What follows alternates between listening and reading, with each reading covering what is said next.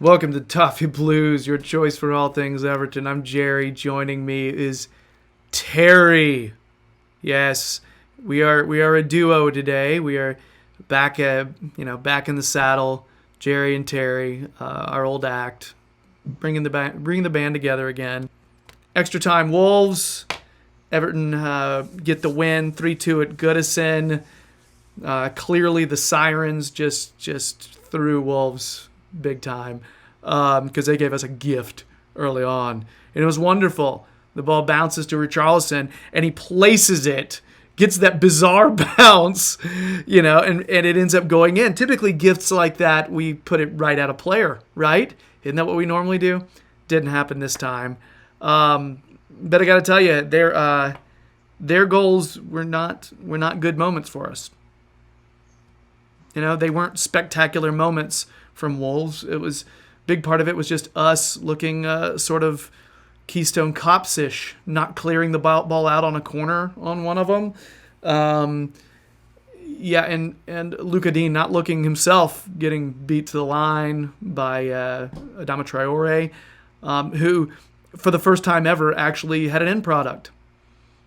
Put the ball across. And anyway. But Richarlison ended up with 2. Alex Iwobi ended up with 1.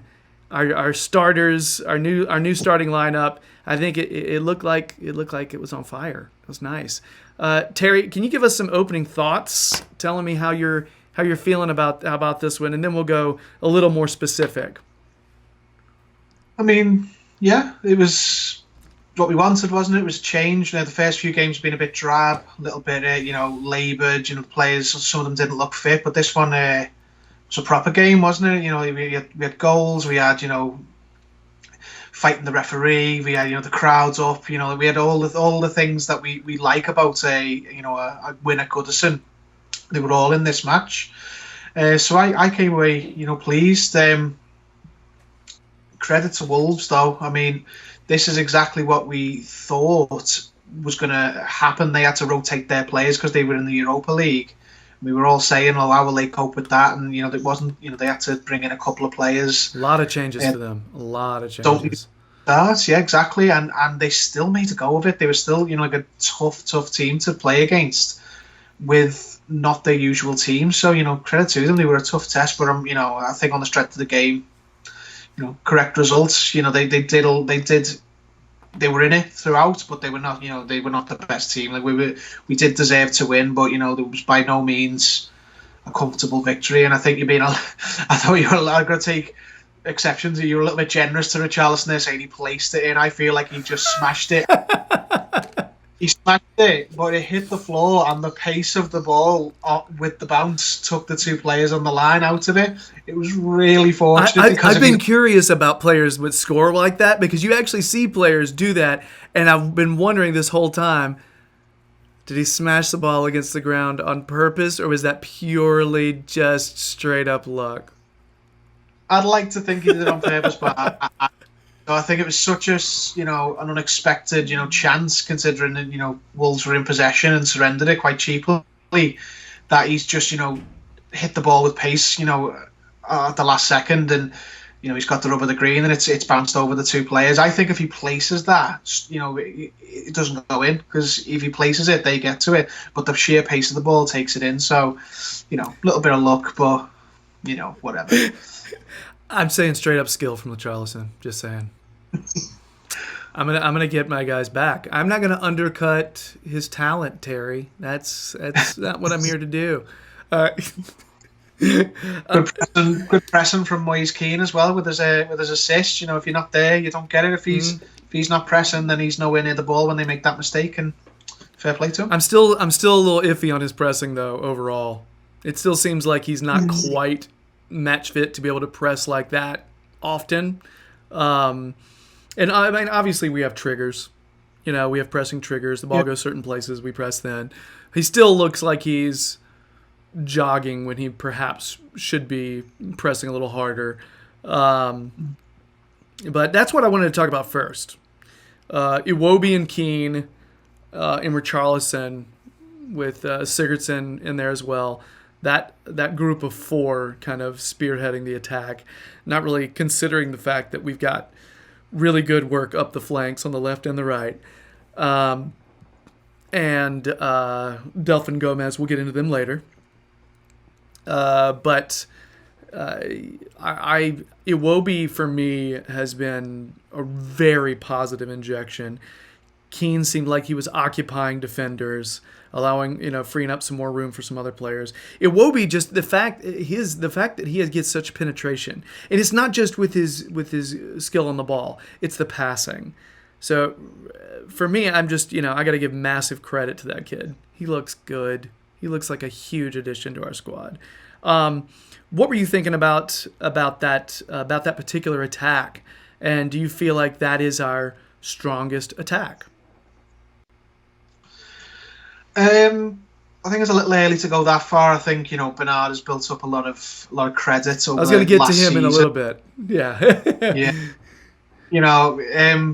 On paper, you could say it is. I mean, when I saw that team come out before the game, I was like, "Oh, this won't end well." It's our quote unquote strongest team on paper on TV. So that usually, precedes a defeat. Every time you guys come up with those, well, it's this scenario and this scenario. Well, you know what that means. And you always find out, you'll find a way to make you know what that means, Sorry, go ahead, man. Honestly, a lifetime of experience to back it up. I like the look of that sort of forward unit. He had a much improved game, Sigurdsson, but I still don't think he's as safe as people think, because he did look a lot better, but he was getting a lot more room because of their system. He was finding a lot of space behind their wing backs, because their wing backs were pushing up so high, and their back three obviously weren't having a good game either. So he was popping up either side, launching balls in. Sigurdsson's a quality player. He hasn't been playing well. I'm I hate saying things like that, but I'm like pro Sigurdsson. I'm not one of these people who thinks, oh no, he's useless, get him out the team. No, more good players the better. But I think Iwobi's been bought for a decent amount of money. Moise Keane's really promising player. Richarlison is both of those things. He's a really promising player, and he's been bought for a lot of money. I think those three are going to play most games. I think when they come out, it'll be for tactical situations, for fitness, for rotation. I think Calvert-Lewin, we'll still see a lot of him for certain games, and Keane, won't be able to play 90 minutes of every game. But Iwobi doesn't need anything like that. I think Iwobi's probably going to come into the team to stay, and it's just whether he replaces Sigurdsson or he replaces Bernard, or even some games he might even replace Richarlison. But based on that game, I really liked that unit we had, because it had a really good mix. Direct. There was directness, there was pace, there was there was set piece ability. There was, I think, Alex Iwobi was like the biggest chance creator for Arsenal last year. So his movement and his style of play is similar in a way to Bernard's, where he creates opportunities for other players, but he obviously offers a little bit more physicality and a little bit more directness, and gets in amongst the goals more than I know Bernard scored last home game, but last season he didn't really contribute as much. I think if it's a straight up battle between those two, I think Iwobi will edge it because he scores more goals.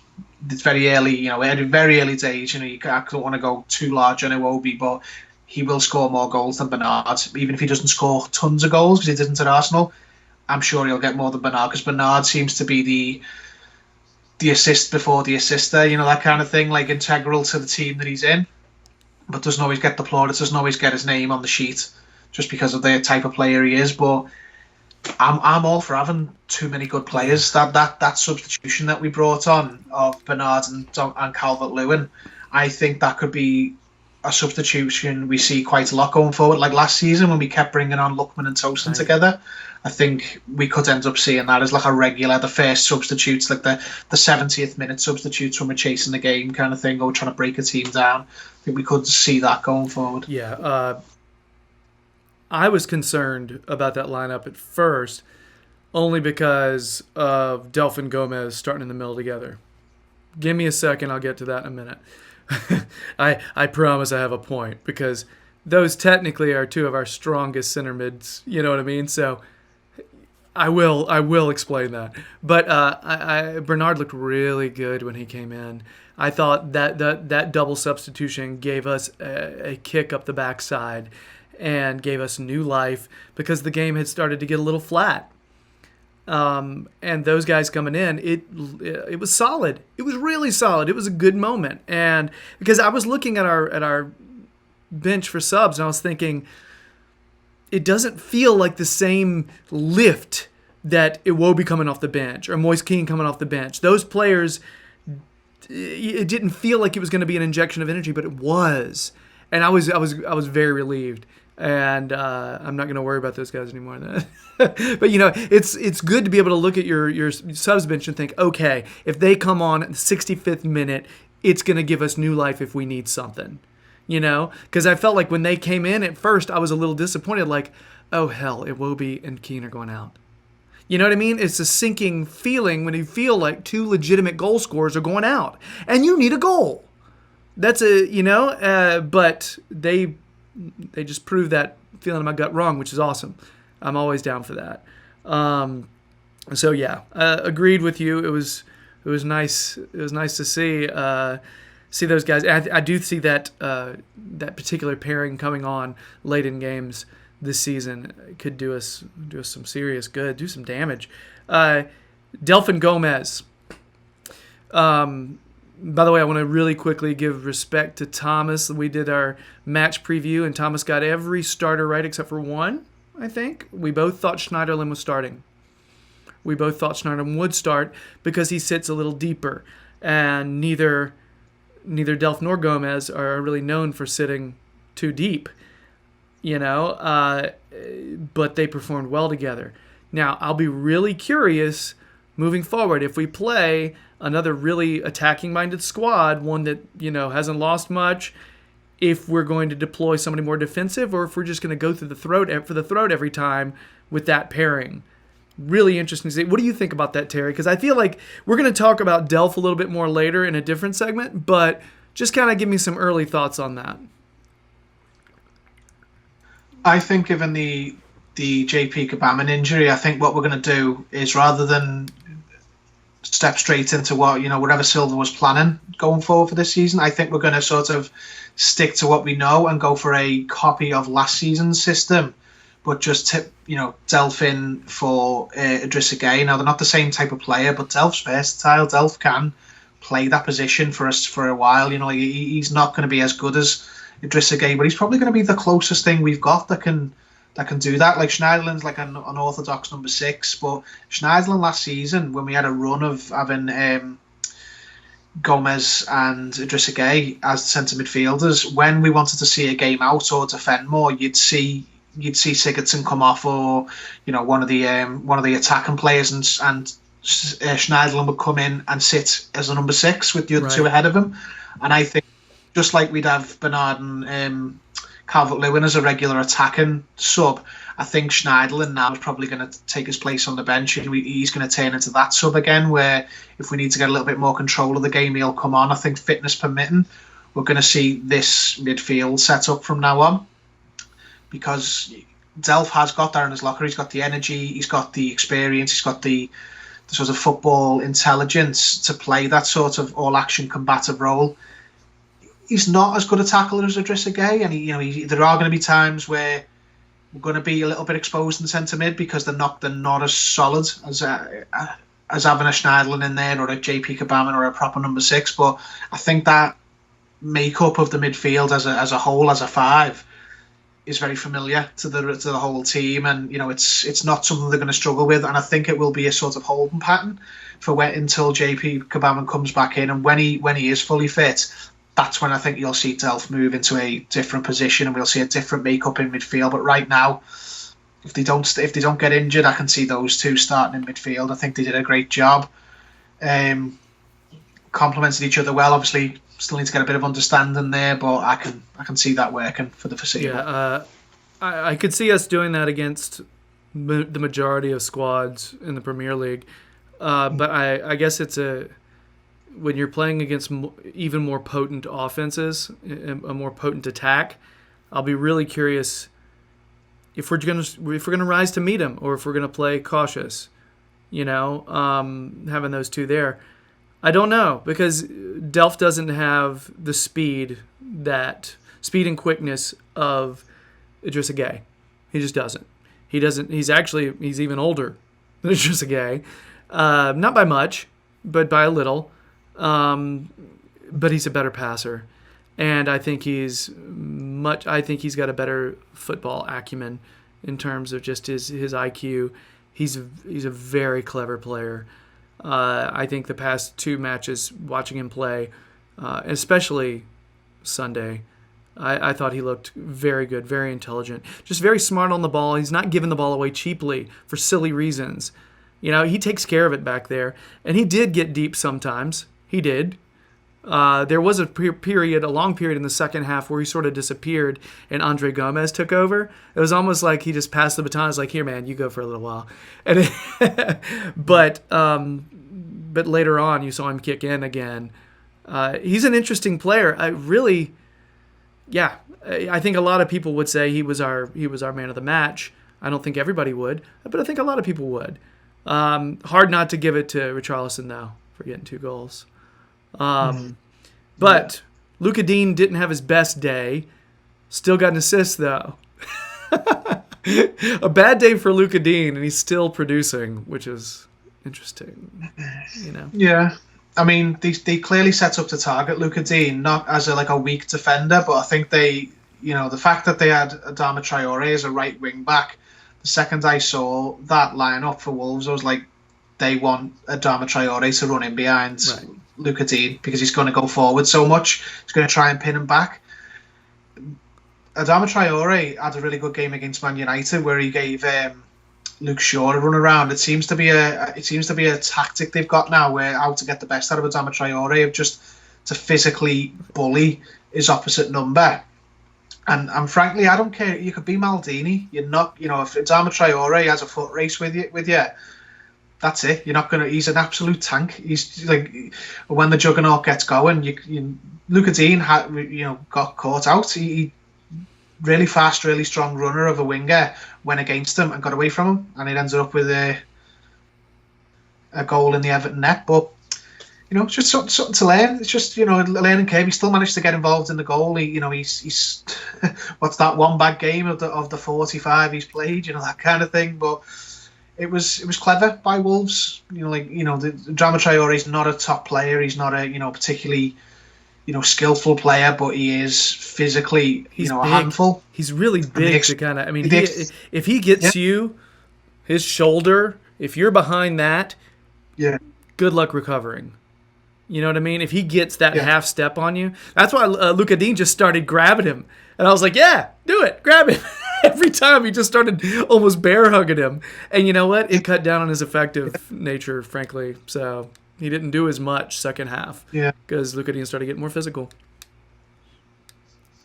He's bigger than JP Kabaman and faster than Theo Walcott. So just thank God he hasn't got much end product, because he'd be at Barcelona. if he could do anything with the ball, he'd be the world's best player, because no one can live with him physically. But it didn't cost us in the end. And as I say, Luca Digne didn't let it affect him. He didn't shrink. Obviously, he wasn't very good on the second goal either, but he got the assist. He made a really good cross in for the third goal. Luca Digne doesn't hide. Some of the players, if they're having a really bad game, might go within themselves or need taken off. He was like, no, I still want the ball. I still want to have an impact on the game. So credit to him. All right. Anything else on this one? Anything else that we've neglected to highlight here? No, I mean, my man of the match probably should have been the guy who does the siren. He's the man of the match every home game. Did you notice as well in the Lincoln game that they had someone playing a siren?